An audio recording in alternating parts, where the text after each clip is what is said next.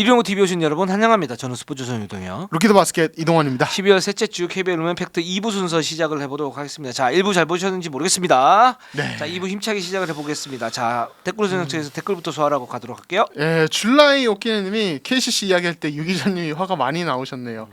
마음이 아프네요. 당분간은 이르동고 스탑하고 KCC 잘하면 다시 돌아와야겠습니다. 다시 돌아오면 됩니다. 지금. 바로 다시 돌아오셔도 네. 될 것 같아요. 네, 두 가지를 말씀드릴게요. 화가 난 게 아니고 안타까웠다. 네. 네, 저 항상 이렇게 인상 쓰면서 얘기하는데 이거 만약에 좀 보기 불편하시다 그러면 제가 고쳐볼게요. 아, 네, 웃으면서 이제 웃으면서 비판하는 걸로. 네, 좋습니다. 네, 저희가 조금 더. 예. 근데 저는 사실 지난주 KCC 얘기할 때 저는 워낙 같이 많이 해봐서 그런지 화났다는 느낌이 아니라 그냥 네. 그 원래 비판하실 그 스타일이 있거든요. 톤 네, 그냥 네, 네. 딱 그 톤을 생각했는데 다들 너무 무섭다. 아, 나는 안타까워요. 그냥 안타까운 것뿐이에요. 네, 그렇습니다. 네, 그리고- 오해 안 하셔도 됩니다. 네. 저희 화나지 않아요. 네, 그리고 네. 이번에는 KCC 지금 연승하지 않았습니까? 네. 팀이 사실 바뀌었고 그러니까 다시 돌아오면 됩니다. 예, 그렇습니다. 돌아오세요. 예, 그리고 한 오케이 기대스까? 아, 네. 아주 KC 향해서 러브레터 보내신 건가요? 네. 네, 알겠습니다. 자, 한0708님이 DB는 로테이션 철저하게 했는데 매년 부상과 싸운 팀 같고 더 이상 부상 없었으면 좋겠어요. 저희가 1부에서 또 DB 예, 얘기했는데. 말씀을 갖다 드렸는데 네. 지금 그러니까 좀 뭐랄까 의제 문제도 있는 것 같아요. 다시 한번 말씀드리지만 그래서 내부적으로 잘 얘기를 해서 진짜 농구 좀 집중을 했으면 좋겠습니다. 그렇습니다. 네, 네. 집중하지 않은 것 같아요. 겉에서 볼 때는 예. 그런 느낌이 듭니다. 예. 이게 제 얘기가 아니고 몇몇 구단 관계자들 얘기. 관계자들의 얘기. 네, 예.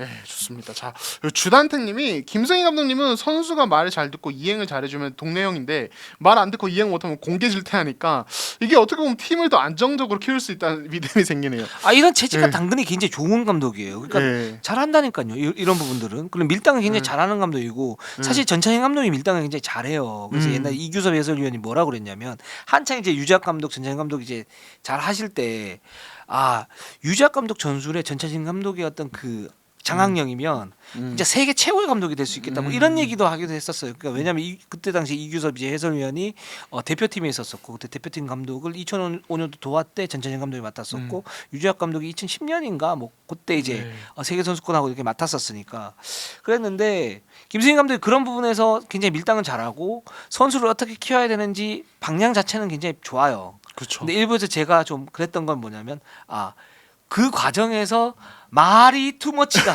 살짝 계속 말씀드리지만 그렇죠. 이게 왜 계속 말씀을 드리냐면 그렇게 하지 않아도 되는데 계속 말을 하면서 뭔가 이제 사고를 쳐요. 예, 실수 약간 이제 네. 긁어부스럼 만들어지는 그렇죠. 그런 게 있죠. 그게 몇 네. 번 지금 진행됐기 때문에 예. 강조를 드리는 겁니다. 예. 그러니까 사실 이제 인상원사에 있을 때 이 김승희 감독님의 스타일에 대해서 당연히 뭐 워낙 세시니까 독특하시니까 호불호는 갈리고 네. 팬분들 사이에서도 근데 김승희 감독님 그럼에도 불구하고 결과물을 항상 만들어내기 때문에 네. 그 부분 인정을 받았는데 캐롯에 와서 첫 시즌에 어쨌든 뭐 지금 사실 객관적 전력에서 지금 너무 좋은 성적을 거두기 또 한 번 어떻게 보면은 팬들이 결과물을 자꾸 보여주니까 다 신뢰하시는 것 같아요. 이제는 지금 요즘에는 이제 이정현이지 않습니까?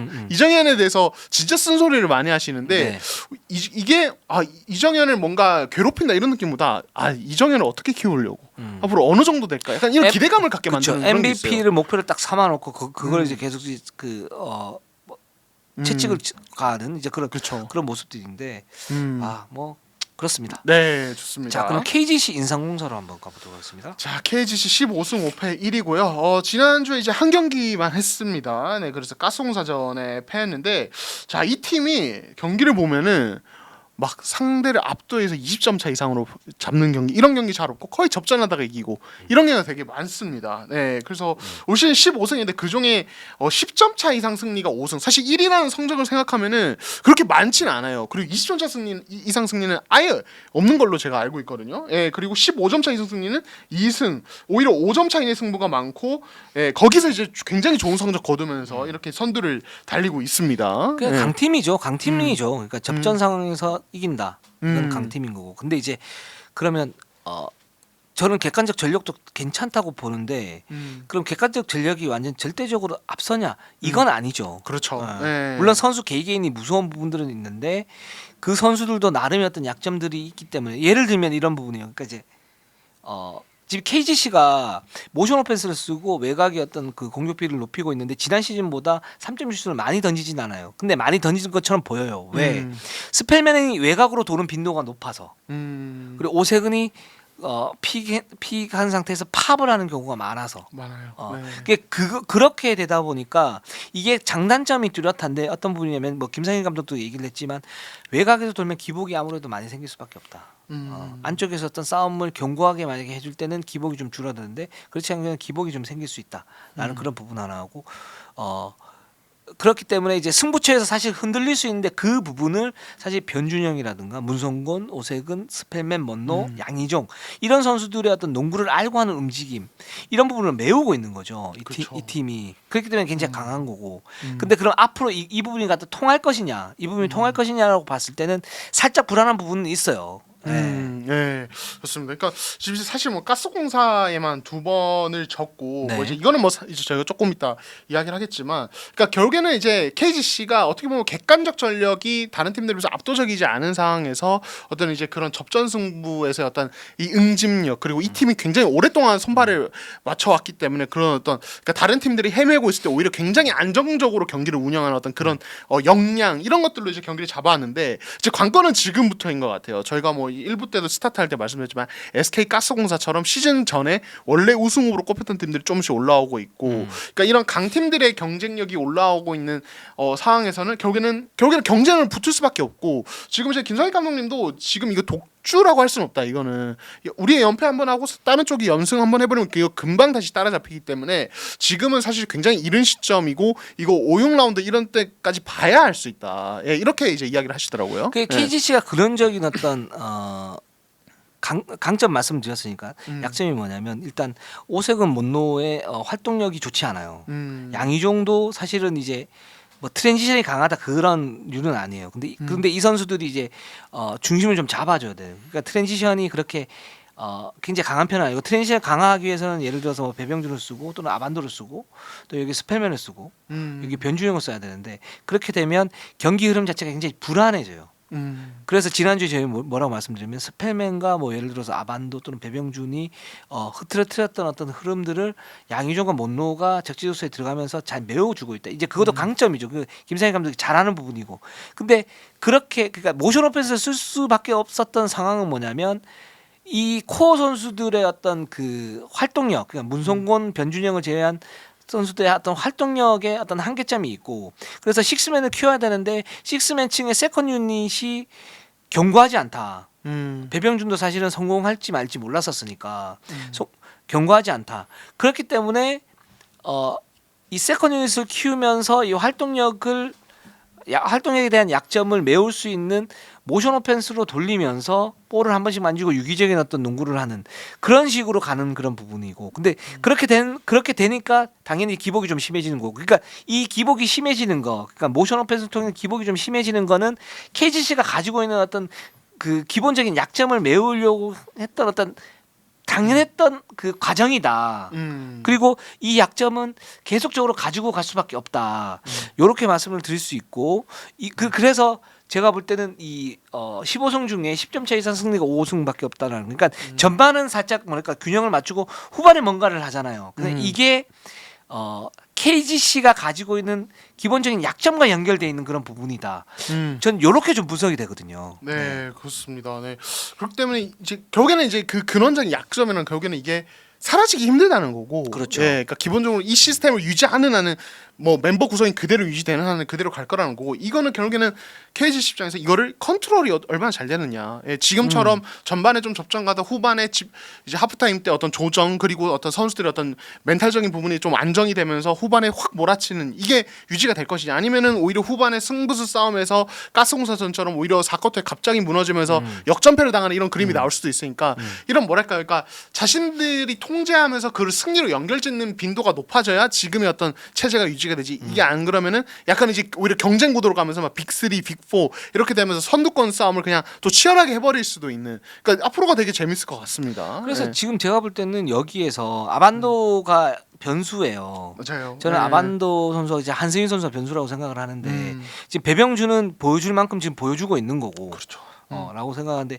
이 두 선수가 좀 더 어떤 역할의 어떤 확대가 되느냐 이 부분에 따라서 저는 KGC가 그런 이제 근원적인 약점을 살짝 줄이면서 플러스 마이너스 마진에서 플러스로 갈 수 있고 승부처에서 좀 더 강한 모습을 보이거나 지금처럼 보이거나 아니면 전반에도 압도할 수 있는 그런 이제 전력을 가지고 갈 수 있을 것이라고 생각이 듭니다. 네. 자, 지금 그 일부에서 말씀드렸지만 KGC가 지금 가스공사에게 2패를 당했어요. 네, 그렇습니다.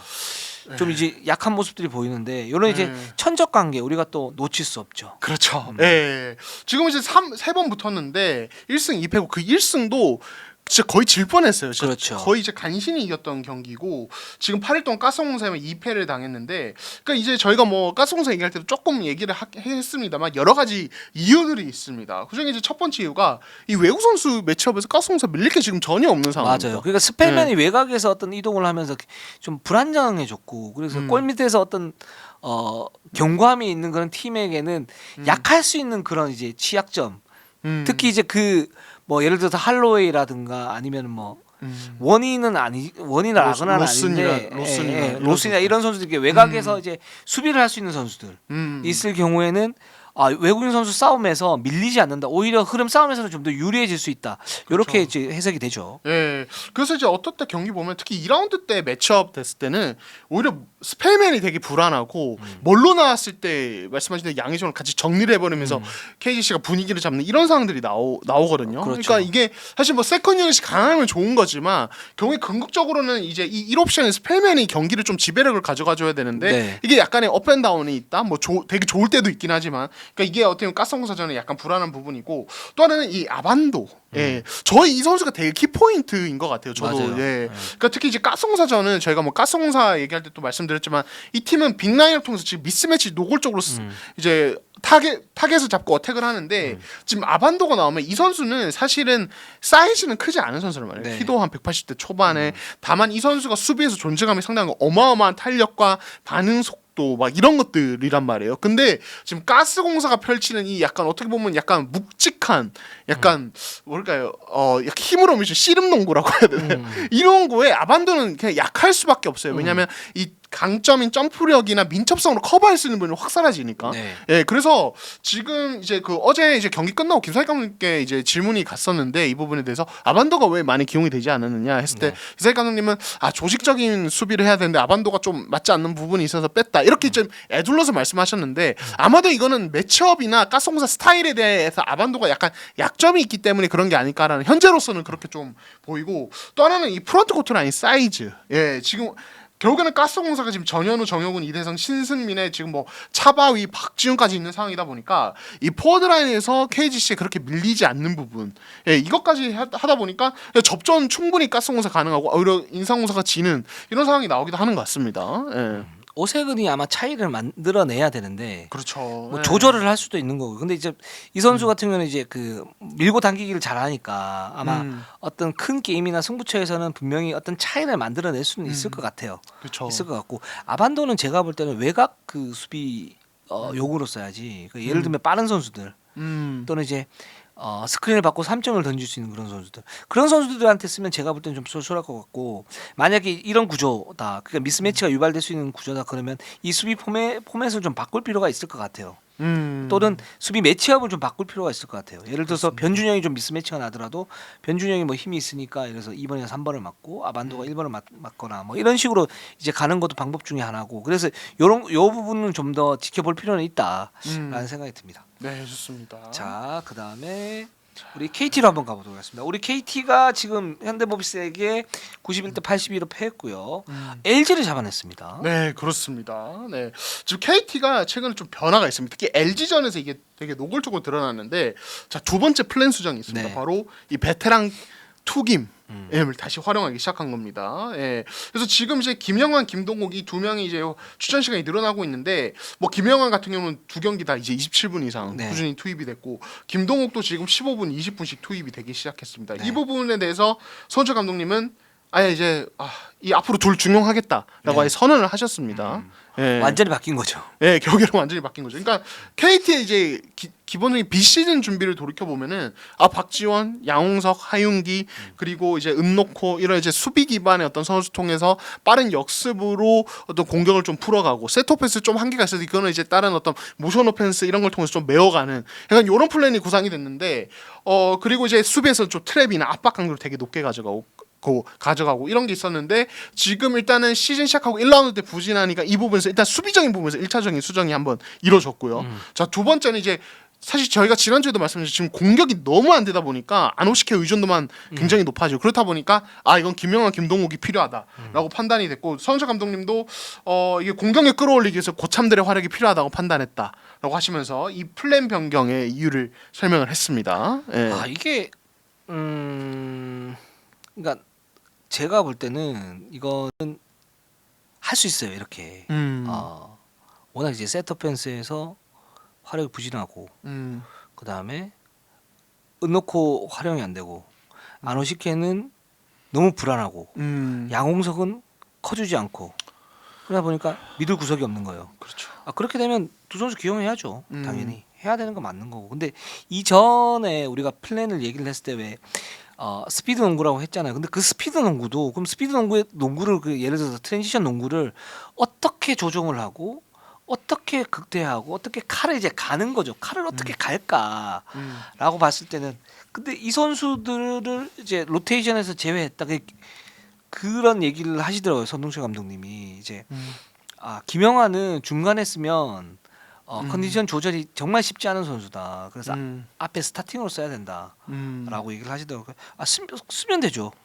쓰면 되죠. 만약에 거기에서 김영환에 의해서 트랜지션이 그러면 낮아질 수 있나? 낮을 수 있죠. 근데 그 약점을 메우는 이제 어떤 그 장치를 마련하면 되죠. 예를 들면. 그러니까 이게 이 선수들이 들어왔을 때 이런 컨셉을 포기하는 게 아니고 이거 어떻게 조화를 맞출 것인가. 전 이런 생각이 좀 중요하다고 생각하는데 물론 이제 실전에서 그게 쉽지는 않죠. 쉽지는 않은데 시즌 전에는 트랜지션 농구를 했다가 이 선수들이 이제 들어오면서 그 부분을 갖다 포기한 건 아닐 거예요. 분명히 그렇죠. 하긴 할 텐데 그래 색깔을 많이 지우겠다라는 어떤 의미이실 거예요. 이시고 그 앞으로 이 부분이 어떻게 효율이 생길지는 좀 지켜봐야 되는 문제. 이건 입증의 문제니까. 그렇죠. 거기에서 저희가 이게 잘 된다, 안 된다 이렇게 말씀드리기는 좀 쉽지는 않을 것 같고 좀 보고 좀 말씀을 갖다 좀 드릴게요. 그렇죠. 그러니까 옵션이 다양해지는 건 확실하거든요. 네, 김영환 그렇죠. 같은 경우는 이제 LG전에서 좀 노골적으로 드러났는데 조그만 미스매치가 돼도 뭐 이 선수 1대1 포스터 공격력 워낙 좋다 보니까 미스매치 활용도 되고 사실 뭐 위력이 아주 크다고 볼 수 없지만 이 선수 2대 게임 핸들러 역할도 할 수 있고 김동욱의 2대 게임이야 뭐 말할 것도 없고 사실 은노코처럼 길고 어떤 이제 롤하는 움직임이 있는 선수를 살려주기에 딱 적합한 패스 스타일을 가지고 있으니까 여러 가지 면에서 이 두 선수가 코트에 있을 때 파생 효과가 있는데 반대로 이제 저희가 지난 시즌부터 지적을 했지만 또 그 이면엔 또 단점도 존재를 한단 말이에요. 결국에는 사실 단점 없는 선수가 없거든요. 모든 선수가 다 그런데 그렇죠. 결국에는 시스템적인 부분 그리고 다른 선수의 어떤 조합으로 그걸 어떻게 메우면서 가느냐 이슈란 말이에요. 그러니까 결국에는 KT 관건은 말씀하신 대로 투 게임을 쓰되 그 이면에 존재하는 당연히 발생할 수밖에 없는 약점을 어떻게 메워가느냐. 근데 만약 이걸 못 메운다? 그럼 이거는 KT는 이제 답이 없는 그렇죠. 이런 상황이 되는 거죠. 예. 그러니까 지금 보면 KT가 지금 세트 펜스가 잘 안 되는 건 이제 코어 부족. 물론 허운 선수 어떤 공백 이게 크죠. 근데 허운 선수 없어도 이제 코어를 만들 수는 있는데 그 코어가 지금 지지부진했기 때문에. 근데 그 코어를 어떻게 만들었냐면 공격에서는 아노시케 1대1이에요. 그렇죠. 계속적으로 말씀드렸지만 아노시케 1대1은 사실 굉장히 좀 불안하다. 이 부분이. 그러니까 거기에서 어우러질 수 있는 어떤 그 틀을 갖다 만들고 예를 들어서 뭐 트라이앵글이라든가 아니면 2대2라든가 이렇게 만들어 놓고 아노시케가 공격을 하는 그런 식으로 가는 게 좀 좋지 않았겠느냐 뭐 이렇게 얘기를 했는데 이제 컨셉 자체를 이제 트랜지션으로 삼다 보니까 세트오펜스에 대해서는 그냥 아노시케에게 맡겨놓으면 되지 않을까 좀 이렇게 생각하시는 부분도 있는 것 같고 근데 그게 좀 잘 안 됐죠. 실제로 아노시케가 굉장히 부실됐고 그렇죠. 은노코는 또 마찬가지고 그렇죠. 여기 양홍석이 지금 코어를 맡아야 되는데 전혀 그 정도 존재감이 많이 있다 보니까 적응이 안 되니까 예.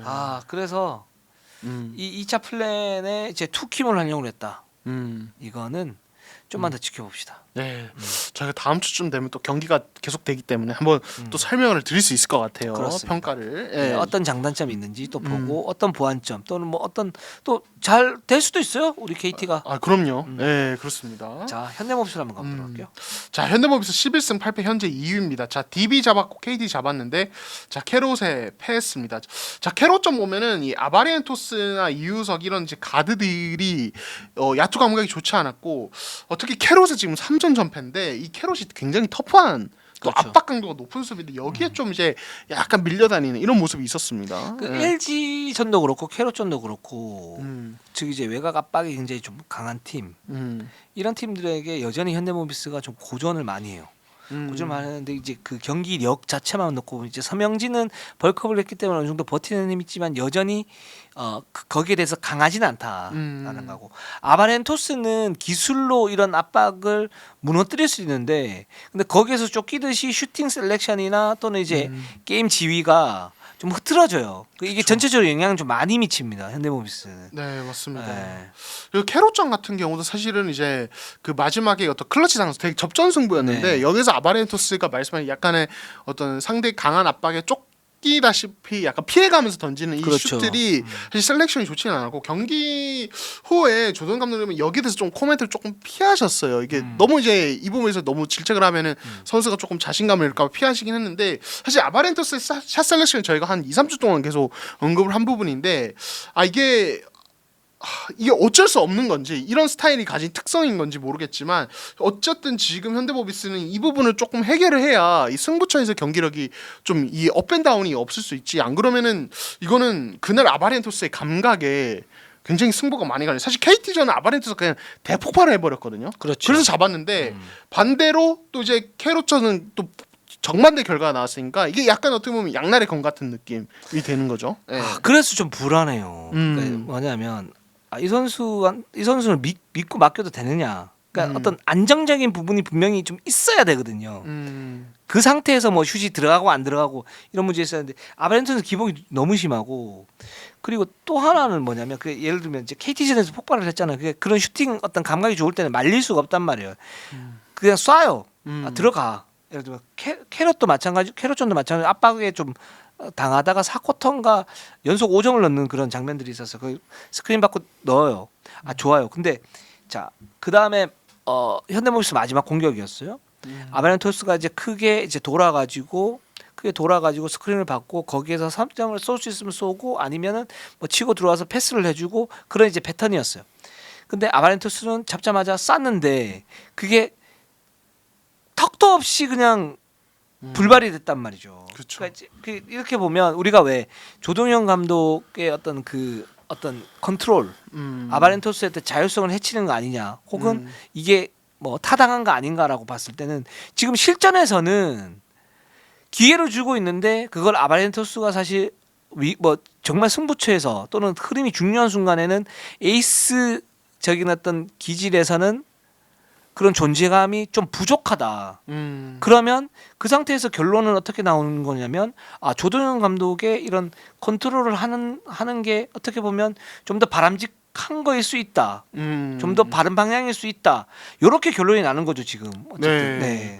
그러니까 저는 이제 지난주에도 좀 말씀드렸는데 이 선수는 이게 NBA 미국 쪽에서는 이런 선수를 스트리키 슈터라고 부르거든요. 네. 스트리키 연속이라는 의미잖아요. 그렇죠. 네. 그러니까 뭘 하든 연속으로 놓고 연속으로 실패해요. 그러니까 몰아치는 성향이 강한 그렇다 보니까 이런 선수의 특징이 뭐냐면 그날 나의 슛감이 나의 풀업 점퍼 나의 무기지만 그날 감이 좋지 않고 안 들어간다. 그럼 이런 선수 스타일은 그러면 약간의 내 어떤 공격성을 약간 자제하면서 어떤 다른 옵션들을 조금 더 활용하면서 내 어떤 빈도를 약간 낮추는 게 아니고 나는 감을 잡아야 되니까 계속 던져요. 그렇죠. 근데 이게 사실은 좀 이제 무게감이 약간 떨어지는 경기나 혹은 그런 경기의 순간에 1, 2쿼터라면은 그래도 괜찮아요. 왜냐면 만회할 시간들이나 그렇죠. 기회들이 생기니까. 근데 이런 승부처에서의 어떤 그런 어떤 태도가 유지되는 것은 사실 저는 그렇게 좋은 선수는 아니라고 봐요. 맞아요. 솔직하게 맞아요. 말씀드리면. 네. 그리고 현대모비스가 그렇다고 해서 클러치 타임 때 아바렌토스에게만 의지해야 되는 팀이에요. 저는 그런 팀은 아니라고 보거든요. 그래서 함준은 4쿼터 지배력 저희가 너무 많이 보지 않았습니까? 함준이라는 옵션도 있고 프림도 사실 있고요. 이유석도 있고 그렇죠. 프림도 있는데 아바렌토스가 이렇게 이제 고집하는 것은 사실 저는 이 선수가 뭐 독단적이고 고집이 많고 이런타기보다는 이런 자기 성향이 그래왔던 거고 그렇죠. 그 성향의 네. 어떤 승부처에서 약간의 한계점이 좀 보이는 그런 느낌이 그렇죠. 있죠. 네. 그리고 이제 어쨌든 이 선수가 역량이 좋으니까 저희가 이렇게 체감이 되지 않을 뿐이지 이제 대학 졸업하고 처음 뛰는 선수예요. 맞아요, 맞아요. 예, 그러니까 이게 경험이 많지 않을 거예요. 이런 승부처에서 프로 레벨에서 그렇다 보니까 이 부분은 아마 이 조동 감독님이 좀 통제도 좀 해주시면서 본인이 깨달아야 되는 부분인 것 같아요. 그러면서 예. 계속 이제 성장하는 식으로 가야 될 것 같아요. 그래서 조동현 감독과 어떤 아바렌토스 어떤 신경전 밀당 뭐 이런 부분들이 저는 이제 나쁜 부분이 아니라고 봐요. 그냥 생산적으로 갈 수 있다. 왜냐하면 조동현 감독도 초보 감독이고 그쵸. 아바렌토스도 이제 지금 어떻게 보면 대학 졸업하고서 딱 신입생이잖아요. 현대모비스 내부에서 그렇게 얘기를 하면 이 선수가 이제 뭐 올 시즌에는 이런 이제 약점들이 있지만 앞으로 계속 성장해 나갈 수 있다. 이산 알바노가 완성형이라면 아바렌토스는 약간 실링이 높은 그런 이제 성장형 선수다. 이렇게 얘기를 하고 있기 때문에 이런 그 논란 자체가 뭐 그러다 나쁘다 이게 아니라 이걸 얼마나 더 생산적으로 해내갈 수 있을 것인가. 그래서 그 케이스 바이 케이스로 좀 보는 게 좋지 않을까라는 생각이 듭니다. 아, 좀 좋은 지적해 주셨어요. 네, 좋습니다. 그리고 이제 현대모비스가 최근에 조금 이제 전술에도 약간의 변화가 있죠. 그렇죠. 네. 그러니까 이제 사실 현대모비스의 1옵션은 뭐냐면 함지훈과 프림의 하이로예요. 그리고 프림이 볼을 그 포스트에서 자리를 잡으면 거기에 즉각적으로 넣어주는 거. 왜냐하면 실제적으로 프림이 거기에서 결정력이 굉장히 높으니까. 예. 근데 그렇게 했을 경우에는 문제가 뭐가 생기냐면 기본적인 공격 밸런스 자체가 굉장히 빡빡해집니다. 그리고 세트 오펜스 의존하는 경향이 심해지면서 상대 트랜지션의 흐름을 내줄 가능성이 굉장히 높아요. 이제 이런 약점들이 있고 이제 그 부분을 알고 있기 때문에 현대모비스는 게다가 이제 아바렌토스, 이우석, 뭐 서병진 이런 선수들도 공격 흐름을 갖다가 찾아야 되지 않습니까? 그래서 2대 공격 비중을 갖다가 좀 더 높여주는 그런 방식으로 지금 활용을 하고 있는데 캐럿전에서는 실패를 했어요. 근데 실패를 했는데 이게 뭐 나쁜 부분은 아니고 저는 긍정적이라고 보는 게 현대모비스가 젊은 선수들이 많고 그 SK 전희철 감독이 뭐 뒤에 얘기를 하겠지만 현대모비스가 무서운 거는 젊은 선수들이 있는 경기를 치면 칠수록 경기를 올라갈 수 있다. 그리고 기본적으로 그럼에도 불구하고 안쪽에서 견고하다 이렇게 얘기를 했거든요. 그러니까 이제 안쪽에서 견고한 거는 굳은 자 그리고 변수가 있는데 변수는 이제 외곽의 2대 공격 또 여기에 따른 이제 같은 시너지 효과 이걸 봐야 되는데 이걸 보기 위한 어떤 일환이다 이렇게 생각이 듭니다. 네, 좋습니다. 자 SK로 한번 가보도록 할게요. 자, SK 10승 10패 이제 5위까지 올라왔습니다. 네. KCC 전에 뭐 추격하다가 패하긴 했지만 또 디비전 대승을 했고 자, 이 팀은 이제 궤도에 올라왔어요. 네, 5할 그렇죠. 승률 네, 왔습니다. 네, 오할 수준 올라왔고 이제 전시현 감독이 살짝 좀 여유도 있다. 불과 한 이제 한 2주 전과 굉장히 이제 마음이 좀 달라지셨어요. 네. 네, 그때는 좀 되게 힘든 부분이 많으셨잖아요. 그렇죠. 제가 네. 밤에 그때 통화를 했었는데 네. 괜찮으십니까? 그러니까 답답해 죽겠어요. 아, 그래서 이제 답답하시죠, 힘드시죠. 네. 어떻게 해야 될지 모르겠어요. 라고 얘기하셨는데 네. 제가 어제 이제 원주 가서 라쿠룸에서 뵀어요. 음. 뵙고 이제 이규섭 그 해설위원이 같이 있었는데 거기에서 그냥 뭐 재밌는 얘기 했습니다. 뭐 그 로테이션에 대한 얘기를 하다가 뜬금없이 제가 연대가 고대보다 농구를 더 잘하는 것 같아요.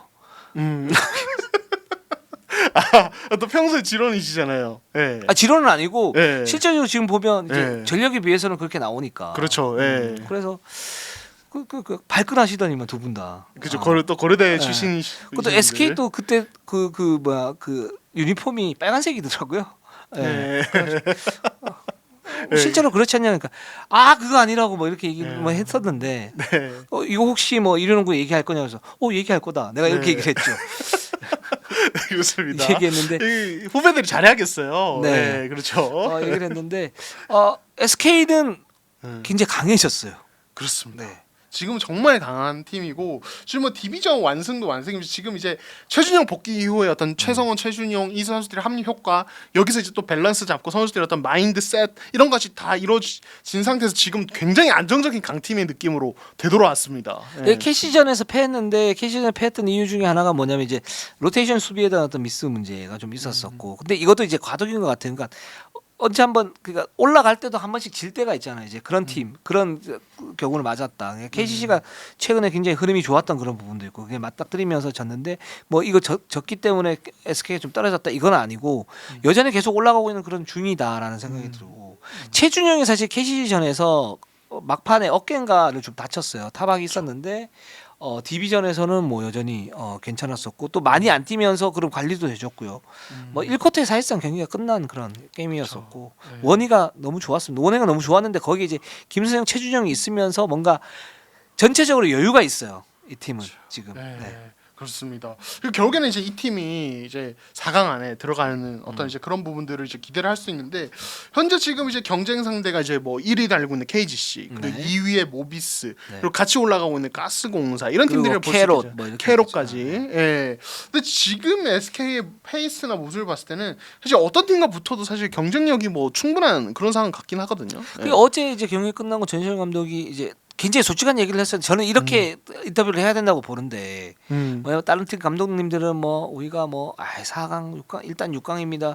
뭐 알고 봤더니만 챔피언 결정전 올라갈 수 있는 전력이고 막. 근데 전시현 감독이 이제 4강 싸움 해야 되지 않겠냐. 이제 근데 그럼 어떤 팀이 까다롭냐? KGC와 현대모비스 까다롭다. 근데 이게 사실은 모든 관계자들이 지금 보고 있는 그런 부분들이긴 해요. 여기에 이제 캐롯이 좀 있고 올라가는 가스공사가 있고 근데 KCC가 지금 어떻게 될지는 모르는 거고 뭐 요 정도인데 지금 현 시점에서는 이 KGC 현대모비스 캐롯 근데 캐롯은 뭐 김승인 감독도 그랬지만 살짝 떨어질 수 있으니까 이 두 팀이 굉장히 좀 견고하다. 그 왜 견고하냐 이렇게 얘기를 했을 때 KGC는 사실 지난 시즌에 SK한테 좀 천적이었었잖아요. 기본적으로 이 팀은 말씀드렸다시피 이제 깔고 가는 전력 개개인이 무섭다라고 얘기를 했거든요. 그러니까 오세근, 뭐 문성곤, 스펠맨, 변준영 여기에 먼노, 양의조 무섭고 현대모비스는 젊은 신예들이 많은데 골 밑에서 어떤 그 견고함 이런 부분들의 코어가 지금 잘 형성이 돼 있다. 이렇게 얘기를 했고 실제적으로 현대모비스가 프림하고 이제 원희하고 어떤 그 매치업 상승을 이렇게 봤을 때는 SK가 유리하지 않은 그런 상태. 그리고 네. 함준현, 장재성을 막기 위해서 최준영이 들어가야 되는데 최준영이 들어갔을 때 변형할 수 있는 부분들이 한계가 있거든요. 안영준이 있으면 그 변형이 자유자재로 이루어지면서 오히려 흐름을 SK 쪽으로 끌어올 수 있는데 안영준이 없기 때문에 최준영과 예를 들어서 함지훈, 장재석이 연속으로 나오는데 여기에 최준영, 최부경, 허일영이 있다. 이렇게 되면 이 부분은 이 싸움은 이 골밑 싸움은 모르는 거죠. 모르게 되면 실제적으로 SK가 내외각에서 앞설 수 있는 부분들이 많지는 않다. 매치업 상승상. 요런 이제 분석을 하는데 이런 분석을 하면서 굉장히 좀 정확하게 좀 얘기를 하셨고 명확하게 지금 갈 방향을 갖다 제시하고 있는 거 아니냐라는 생각이 들었습니다. 네. 일단 SK가 굉장히 안정적인데 결국엔 또 이제 이 강팀들과 매치업에서 어떤 모습이 나와요. 지금 전력으로 이 방금 이 전시현 감독이 얘기한 그 팀들과 붙었을 때 어떠냐 이게 되게 궁금하네요. 왜냐하면 지금까지는 정상 전력이 아니었고 지난주에는 상대적으로 좀 객관적 전력이 자기들보다는 좀 떨어진 팀들이 붙으면서 약간 낙승들을 쓸어담는 이런 느낌이었는데 이제부터 이 팀이 이제 빅매치를 했을 때 그 이제 안영준의 공백 이 세부적 약점 이 지금 가려져 있는데 전력이 워낙 이제 좋아졌다 보니까 이게 좀 드러나느냐 이런 것들도 좀 지켜보면 재밌을 것 같아요. 그래서 김영민 선수를 계속 쓰는데 제가 보는 느낌은 뭐냐면 뭐 극적으로 변할 수도 있지만 김영민 선수는 여기서 극적인 어떤 성장이 없으면 승부처에서 쓰기는 쉽지 않은 카드 같다라는 생각이 들었고 뭐 최준영, 김선영 좋죠. 아주 좋고 스펠맨이 좋은 이유 중에 뭐냐면 지금 원희가 좋은 게 뭐냐면 최성원 선수가 3점 슛이 있잖아요. 그러니까 오지현, 최현혁과는 좀 다르잖아요. 그러니까 스트레치가 되고 그 상황 속에서 이제 공간이 넓어지니까 원희가 굉장히 농구 지능이 뛰어나지 않습니까? 거기에서 1대1 했을 때는 자기가 플로터를 통해서 슛을 넣을 수 있고 더블팀이 들어올 경우에는 줄 공간이 굉장히 많다. 최성원이 들어오면서 최준영, 최성원이 들어오면서 스트레치가 돼버리면 공간이 기본적으로 스페이싱이 넓어지고 더블팀이 들어온다 하더라도 이제 옵션이 굉장히 많아지기 때문에 그런 부분에 대한 활용에 대한 어떤 조직력을 어떻게 맞출 것인가. 근데 잘 맞출 수 있을 것 같아요. 그렇죠. 왜냐하면 지난 시즌 디펜딩 챔피언이고 끝까지 살아남은 경험인데 이 경험은 굉장히 특수했기 때문에 이런 SK 조직력이 어떤 날개를 달아줄 것 같고 저는 여기에서 지금 허일영, 오재현, 최원혁 이 선수 세 선수가 저는 키를 쥐고 있다고 보는데 최정상권으로 가느냐 아니면 4강 싸움 하느냐라고 봤을 때 이 세 선수를 활용을 분명히 전시현 감독은 적재적소에 로테이션을 돌릴 거예요. 돌리면서 오재현이나 최원혁이 딱 이렇게 왔을 때는 기본적으로 수비적으로 굉장히 압박을 많으면서 굉장히 수비적인 어떤 라인업을 가지고 갈 것이고 여기 한 명씩 끼웠었을 때는 공수 변수를 유지하는 식으로 가지고 갈 것인데 이러면서 저는 안영주 선수의 어떤 공백을 갖다 메우려고 할 것이거든요. 근데 오지현 이제 최원혁이 얼마나 빨리 달려주느냐, 그 선수들이 왔을 때 어떤 트랜지션 게임이 되느냐, 그러면서 최준영과의 같이 합을 맞추느냐 여기에 따라서 이 완성도에 따라서 저는 SK가 최정상으로 가느냐 아니면 4강권 정도로 가느냐 또는 그게 좀 잘 안 되면 6강 뭐 부상이 있거나 그러면 6강 가느냐 요렇게 좀 판명이 날 것 같습니다. 네, 좋습니다. SK 한번 지켜보도록 하고 자 그리고 또 이 팀도 올라가고 있습니다. 아 KCC. 예, 저희가 이제 지난주에 오겐키 데스까? 오겐키 데스까? 네, 돌아오세요. 돌아왔습니다. 네, 네네. 자 KCC 8승 11패고요. 지금 7위인데 지금 연승을 달리고 있는데 이 캐롯 SK 만만치 않은 팀들이 잡은 게 더 의미가 큰 것 같습니다. 아 지금 KCC가 경기력 자체도 좋아졌어요. 예, 좋아진 게 지난주 그러니까 지지난주죠. 그러니까 지난주 저희가 방송을 했을 때 사실 라거나나 호응이 사실 의지가 없었어요. 저는 그렇게 봤어요. 솔직히 말씀드리면. 좀 심각했어요, 솔직히 네, 말씀드리면. 특히 수비에 대한 의지. 코어 두 명의 수비에 대한 의지가 없으니까 팀이 전체적으로 무너지는 거죠. 이게 가스공사한테 완패를 했죠. 네. 그러면 그 선수들이 각성을 해야 되는데 각성을 어느 정도 한 것 같아요. 일단 기본적으로. 저는 경기 보면서 이게 2주 전에 내가 본 KC랑 같은 팀 그렇죠. 완전 다른 팀이 돼 있었어요. 그러니까 그런 네. 식으로 저는 이제 꼬라지라고 표현을 하지 않습니까? 꼬라지를 부릴 수 있는데 그런 꼬라지는 빨리 내리는 게 나아요. 네, 그럴 필요가 없어요. 자기 몸값 달린 건데. 그렇죠. 굉장히. 예. 네. 일단 이제 또 눈에 띄는 게 이 허웅이 저희가 이제 뭐 허웅 활용법에 대해서 이야기도 하고 이 선수가 이제 어떤 이제 에이스로서 부진하는 모습, 성장통 이런 얘기했지만 지난 이 3연승 기간 동안에 완전히 달라진 모습 보여줬거든요. 그 3연전 기간 동안에 저희 지난주에 이건 뭐 잘난 체하려고 그러는 게 아니고 지난주에 저희가 얘기했던 부분들이 그대로 나와요. 그 하이라이트 필름이나 뭐 전체적으로 보시면 허웅이 오프더볼 움직임을 가졌을 때 공격 효율이 급상승합니다. 근데 메인볼 핸들러로서 뭔가를 했을 때 2대 공격도 약간 삐거덕거리고 또는 슈팅 효율도 좀 떨어지고 물론 뭐 하이라이트 필름에 스텝백해서 1대1로 공격해서 넣는 부분도 있지만 그것도 어떤 흐름이냐면 오프더볼 움직임으로 자신의 어떤 그 흐름을 살려준 상태에서 그 또는 심리적 부담이 없는 24초 공격 제한 시간 몇 초 안 남은 상태에서 결정 지을 때 그럴 때 넣는 슛이거든요. 그러니까 그렇죠. 기본적으로 호응은 자기가 메인볼 핸들러였던 비중을 갖다 줄이고 오프더볼 움직임을 많이 가지고 가면서 거기에서 시너지를 갖다 갖추는 게 맞다. 그렇게 농구를 했기 때문에 3연승이 어떤 주역이 될 수 있었고 또 다득점을 할 수 있었었다. 그게 상대 수비가 가장 위협적으로 느끼는 부분이다라는 생각이 듭니다. 그러니까 저는 이제 허웅이라는 가드가 가진 가장 큰 강점은 뭐냐면 네. 이 간결함 네. 그리고 순간적인 민첩성을 네. 통해서 상대의 역동작을 어택해버리는 그 이 간결한 움직임이 진짜 무섭다고 생각하거든요. 예. 근데 이제 허웅이에게 오프볼 움직임을 추가했을 때 뭐가 발생하냐면, 그러니까 자 이제 서서 볼을 받아서 외곽 3점 라인에서 2대1을 시작하면은 상대는 다 서서 수비를 시작합니다. 허웅이 오프볼 움직임을 통해서 그의 볼을 캐치한 이후에 바로 공격, 자기 특유의 순간적 돌파나 순간적인 캐치앤슛 아니면 원드리블 점퍼슛 이런 걸 할 때는 상대 발이 움직이고 있는 상황에서 허웅이 공격을 하게 돼요. 이렇게 되면은 허웅의 그 특유의 간결함과 순간적인 역동작 이용 능력이 오프볼 무브에서 훨씬 배가 돼요. 맞아요. 훨씬 허웅의 최대 강점을 가장 잘 살릴 수 있는 건 오프볼 움직임을 늘리는 거고 물론 이제 허웅의 체력적인 부담이 있을 수 있으니까 이거를 너무 복잡하게 오프볼 움직임을 너무 복잡하게 꼬거나 너무 많이 가져가게 하면 이건 약간 역효과가 날 수 있지만 모르겠지만 어느 정도 이상은 그거를 오프볼 무브의 어떤 양을 유지를 시켜줘야 허웅이라는 선수의 강점을 극대화하면서 허웅이 이 정도 폭발력을 보여줄 수 있지 않은가라는 생각이 듭니다. 그렇죠. 오프더볼 무브를 강조를 했을 때 체력적인 부분에 부담감이 느껴지지 않냐라고 반박을 할 수도 있어요. 근데 실제로 이렇게 오프더볼 무브가 어떻게 나오냐? 첫 번째 핸드오프 라곤한테 주고 다시 받아가서 들어가거나 그렇죠. 거기에서 석점을 쏘거나. 그러니까 두 번째 이 구조 자체가 오프더볼 무브에 최적화돼 있어요. 이승현 라고나의 스크린. 그렇죠. 예. 그러니까 그걸 해야 되는 거지. 예를 들어서 뭐 자기가 메인볼 핸들러를 했을 때는 허웅은 한계가 있는 선수예요. 그 부분에서는 저는 이거는 확실하다고 봐요.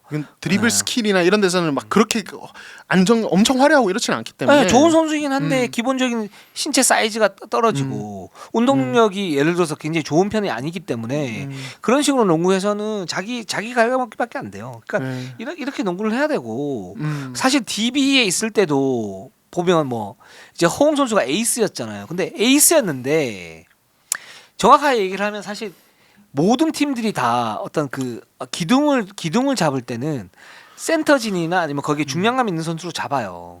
잡아놓고 그다음에 허웅이나 뭐 예를 들면 LG 에이스가 누구예요? 마레이잖아요. 그렇죠. 그 이재도가 아니잖아요.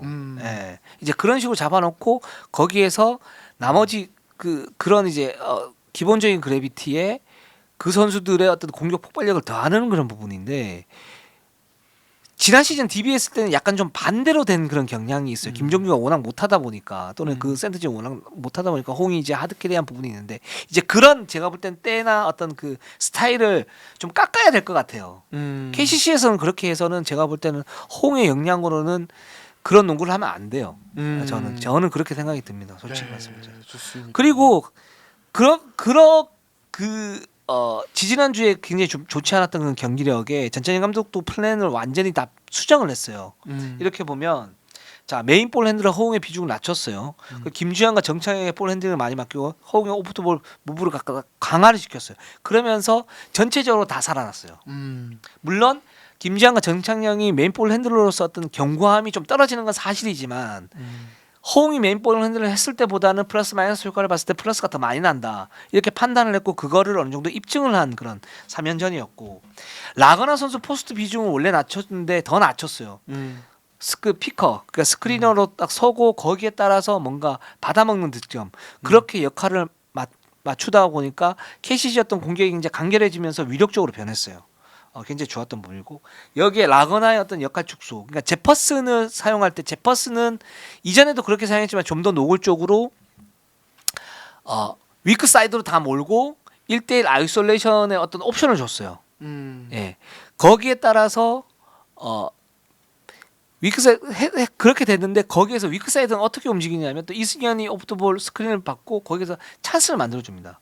그 들어가는 그 돌파 어떤 동시에 그러면서 이 정리를 갖다 해주니까 여기에서 KCC의 그런 이제 상승 효과가 엄청나게 많이 난 것 같아요. 이렇게 농구를 하면 저는 KCC가 그때 말씀드렸잖아요. 시즌 전에 트랜지션 어떤 그 무브나 이런 부분들이 괜찮다. 그렇죠. 게다가 뭐 이승현이나 정창현 이런 선수 헌신적인 선수들이 있기 때문에 이 팀이 쉽게 무너질 것 같지는 않다라고 했는데 이런 부분들이 좀 같이 맞물리면서 나온 것 같아요. 네. 그러니까 실제로 캐럿전 SK전 같은 경우 상대 턴오버 유발도 많이 하고 끊어먹는 어떤 스틸이나 네. 거기에서 스피드를 활용해서 이제 가는 어떤 그런 부분이 있어요. 근데 KCC가 이 팀의 가장 큰 특징은 포워드 뎁스가 되게 얇다는 거고 반대로 가드가 굉장히 많아요. 그러니까 이런 팀은 5대5 농구를 많이 해서는 안 됩니다. 왜냐하면 그 사이즈 우위가 너무 극단적으로 맞아요. 많이 드러나고 맞아요. 오히려 많이 달려줘야 체력 소모가 적습니다. 그래서 사실 저는 KCC의 2년 전 정규리그 우승도 근간은 무조건 트랜지션이고, 그러니까 제가 그 이제 시즌 전에 이승현이 왔을 때 어떤 이승현이 대신 왔을 때 송교창이 4번 아닐 때 어떤 그 약간 불안한 부분에 대해서 제가 약간 KCC 속도감이 줄 것 같다라고 제가 그거를 이제 나중에 뭐 이승현 뭐 전생형님이 말이 되냐 뭐 이렇게 하시지만은 그러니까 제가 그걸 굳이 얘기한 것도 KCC 강점은 무조건 트랜지션이라고 저는 맞아요. 생각을 했기 때문이거든요. 그러니까 그 부분을 봤을 때 지금 이 두 경기에서 KCC의 이 속도감은 굉장히 좀 고무적이라는 생각이 들고 거기에서 이 제퍼슨이 트위트했을 때 트랜지션 가담 능력 사실 이렇게 하면 라거나도 살아요. 맞아요. 예, 네. 그러니까 무조건 속도전입니다. KCC는 그 제가 봤을 20분 때. 20분 끊어줘야 돼요 이 팀은 외국인 선수 쓸 때. 근데 제퍼슨이 워낙 좋지 않으니까 뭐 굉장히 좀 애매한 선수예요. 지금 이 제퍼슨이 그렇죠. 슈팅 능력이 없고 포스트업 수비가 안 되니까. 근데 그거를 좀 잘 풀어가고 있지 않나 KCC가 그런 생각이 듭니다. 네, 좋습니다. 자, 오늘 방송은 여기까지 하도록 하겠습니다. 우리는 항상 최선을 다하겠습니다. 네이버 유튜브 구독 좋아요, 알람. 감사합니다.